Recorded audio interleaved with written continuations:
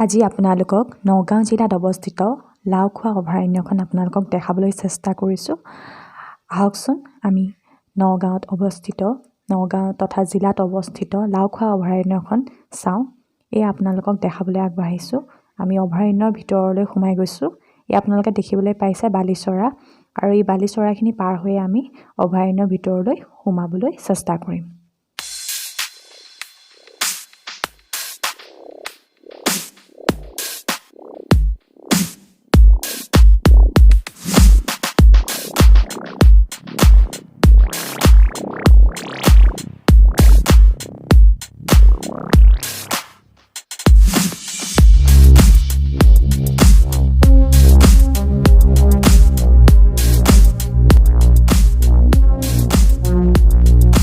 সঁচাকৈ অভয়াৰণ্যখনৰ ভিতৰৰ পৰিৱেশটো অতি সুন্দৰ। এয়া আপোনালোকে দেখিবলৈ পাইছে গাহৰি, আৰু ঠিক দুপৰীয়া 3 বজাৰ লগে লগে গাহৰিবোৰ ওলাই অহাৰ দেখা পোৱা যায়, আৰু এনেদৰে আমি পৰ্যবেক্ষণ কৰিছোঁ। আৰু এনেদৰে গৈ আছোঁ আমি লাওখোৱা অভয়াৰণ্যখনৰ ভিতৰৰ যিটো পৰিৱেশ। এয়া হৈছে মহবোৰে গা ধুই আছে নদীত। এয়া আপোনালোকক দেখাবলৈ চেষ্টা কৰিছোঁ। কি সুন্দৰ পৰিৱেশ। এয়া ৰাস্তালৈও ওলাই আহিছে এটি মহ। এয়া আপোনালোকক দেখাবলৈ চেষ্টা কৰিছোঁ। কি সেউজীয়া, কি সুন্দৰ, কি চিৰসেউজ এই পৰিৱেশ।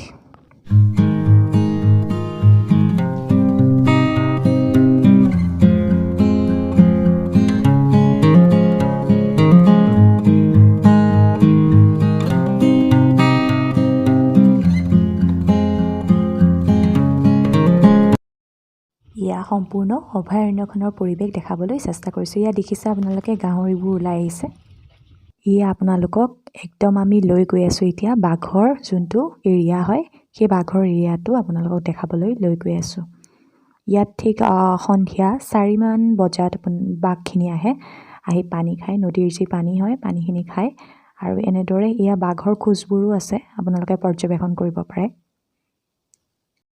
এয়া সম্পূৰ্ণ নদীৰ যোনটো পৰিৱেশ, নদীৰ পৰিৱেশটো দেখুৱাইছোঁ। সিটো পাৰত গোটেই অভয়াৰণ্যখিনি আছে, আৰু ইফালে গোটেই নদী আছে, আৰু ইয়াত জীৱ-জন্তুবোৰো আহে। সঁচাকৈ বৰ ভাল লাগিছে গোটেই অভয়াৰণ্যখন পৰ্যবেক্ষণ কৰি। এটা এনজয়মেণ্ট মমেণ্টো আমি আপোনালোকক শ্বেয়াৰ কৰিছোঁ। আমাৰ লগত ঠিক বন বিষয়া এগৰাকীও আহিছে, গতিকে তেওঁ গোটেই আমাৰ অভয়াৰণ্যখনৰ সন্দৰ্ভে আমাক বুজাই আছে, ক'ত কি হয় বা কেনেকুৱা ধৰণৰ জীৱ-জন্তু আহে, এই কথাখিনি আমাক বিতংভাৱে তেওঁ কৈ আছে। এয়া হৈছে অভয়াৰণ্যৰ ভিতৰত অৱস্থিত বন বিষয়াসকলৰ আৱাসগৃহ, আৰু তেওঁলোকে এনেদৰে আমাক এইবোৰ দেখাবলৈ মহৰ এয়া শিং হয় দেখাইছে। সঁচাকৈ বৰ সুন্দৰ পৰিৱেশৰ মাজত তেওঁলোকে অতিবাহিত কৰে। বিৰাট ভাল লাগে সেউজীয়া পৰিৱেশৰ মাজত।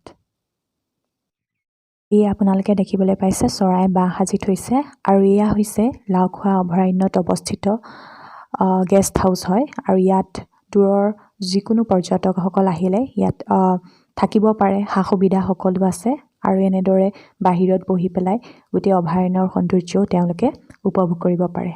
আৰু এয়া হৈছে লাওখোৱা অভয়াৰণ্যত অৱস্থিত অতিথি ভৱন। আৰু এনেদৰে মোৰ ভিডিঅ'বোৰ চাই যাবৰ বাবে আগলৈ মোৰ চেনেলটো ছাবস্ক্ৰাইব কৰিবলৈ নাপাহৰিব। ধন্যবাদ। থেংকছ ফৰ ৱাচিং।